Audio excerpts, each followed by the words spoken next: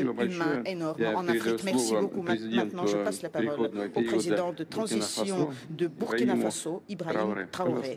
S'il vous plaît, Traoré. Monsieur Traoré. Camarade président Vladimir Poutine, camarade président chef d'État africain, camarade chef de délégation, bonjour. C'est un honneur pour moi ce matin donc de prendre la parole ici et de vous passer donc le salut fraternel du peuple du pays des hommes intègres.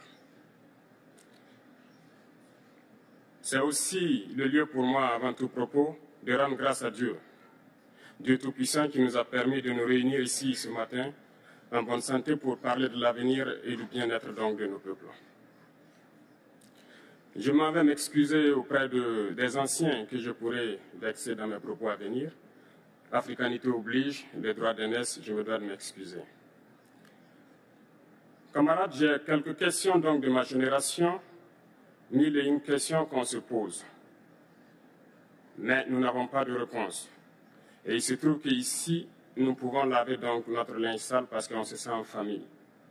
On se sent en famille en ce sens que la Russie est une famille aussi pour l'Afrique. C'est une famille parce que nous avons la même histoire. La Russie a consenti d'énormes sacrifices pour libérer le monde du nazisme pendant la Seconde Guerre mondiale. Les peuples africains, nos grands-pères, ont été déportés de force aussi pour aider l'Europe à se débarrasser du nazisme. Nous partageons la même histoire en ce sens que nous sommes les peuples oubliés du monde, qu'ils soient dans les livres d'histoire, dans les documentaires ou films. On tend donc à balayer le rôle prépondérant qu'a joué la Russie et de l'Afrique dans cette lutte contre le nazisme. Nous sommes ensemble parce que, actuellement, nous sommes là pour parler de l'avenir de nos peuples, de ce qui va advenir demain, de ce monde libre auquel nous aspirons, de ce monde sans ingérence dans nos affaires internes. Nous avons les mêmes perspectives et je souhaite que ce sommet soit l'occasion donc de pouvoir tisser de très bonnes relations en vue d'un meilleur avenir de nos peuples. Les questions que mes générations se posent sont les suivantes, si je peux me résumer, c'est de ne pas comprendre comment l'Afrique, avec tant de richesses sur notre sol, avec une nature généreuse, de l'eau, du soleil en abondance, l'Afrique est aujourd'hui le continent le plus pauvre. L'Afrique est un continent affamé. Et comment se fait-il que les chefs d'État traversent donc le monde à mendier? Voici des questions que nous nous posons et que nous n'avons pas de réponse jusque-là. Nous avons l'occasion de tisser de nouvelles relations. Et j'espère que ces relations puissent être les meilleures pour donner un meilleur avenir à nos peuples. Ma génération me charge aussi de dire que, par ce fait de pauvreté, ils sont obligés de traverser l'océan pour essayer de rallier l'Europe. Ils meurent dans l'océan. Mais que prochainement, ils n'iront pas traverser parce qu'ils viendront devant nos palais pour chercher leur pitance quotidienne. Pour ce qui concerne le Burkina Faso, aujourd'hui, nous sommes confrontés depuis plus de 8 ans à la forme de manifestation la plus barbare, la plus violente du néocolonialisme, de l'impérialisme. L'esclavage qu'on tend encore à nous imposer. Nos dévanciers nous ont bien appris une chose. L'esclave qui n'est pas capable d'assumer sa révolte ne mérite pas que l'on s'apitoie sur son sort. Nous ne nous apitoyons pas sur nos sorts, on ne demande pas que quelqu'un s'apitoie sur notre sort.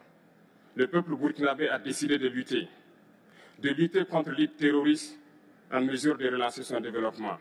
Dans cette lutte, des vaillants peuples, des vaillantes populations se sont engagées à prendre les armes face au terrorisme, ceux que nous avons affectueusement appelés les VDP, des volontaires. Nous sommes surpris de voir les impérialistes traiter ces VDP de milices et de tout type. C'est décevant, parce qu'en Europe, lorsque des peuples prennent les armes pour défendre leur patrie, on les traite de patriotes. Nos grands-pères ont été déportés pour sauver l'Europe. Ce n'était pas avec leur consentement, contre leur gré. Et bien au retour, On se rappelle bien qu'à Tiaroy, lorsqu'ils ont voulu revendiquer leurs droits élémentaires, ils ont été massacrés. Cela ne fait rien donc. Lorsque nous, peuple, nous décidons de nous défendre, on nous traite de milices. Mais là n'est pas le problème. Ce qui est le problème, c'est de voir des chefs d'État africains qui n'apportent rien à ces peuples qui se battent, mais qui chantent la même chose que les impérialistes en nous traitant de milices, en nous traitant donc d'hommes qui ne respectent pas les droits de l'homme. De quels droits de l'homme parle-t-on? Nous nous offusquons contre cela et c'est honteux. Il faut que nous, chefs d'État africains, nous arrêtons de nous comporter donc en marionnettes qui dansent à chaque fois que les impérialistes tirent sur les ficelles. Hier, le président Vladimir Poutine a annoncé donc l'envoi des céréales en Afrique. Nous sommes bien contents. Nous lui disons merci pour cela. Mais aussi, c'est un message passé à nous, chefs d'État africains, parce qu'au prochain forum, nous ne devrons pas venir ici sans avoir assuré, pour ceux qui ne connaissent pas la guerre, l'autosuffisance alimentaire de nos peuples. Nous devons prendre l'expérience de ceux qui ont pu déjà atteindre cela en Afrique, tisser de bonnes relations ici et tisser de meilleures relations avec la Fédération de Russie pour pouvoir assouvir les besoins de nos populations. Je ne serai pas peut-être long, le temps imparti est très court. Nous sommes obligés de nous arrêter à un moment donné. Mais je voudrais terminer en disant que nous devons donc rendre hommage à nos peuples qui se battent. Gloire à nos peuples, dignité à nos peuples, victoire à nos peuples. La patrie ou la mort, nous vaincrons. Merci, camarades.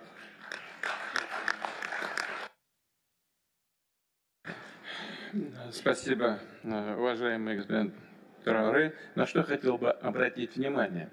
Вот только что выступивший коллега сказал о роли России в борьбе с нацизмом.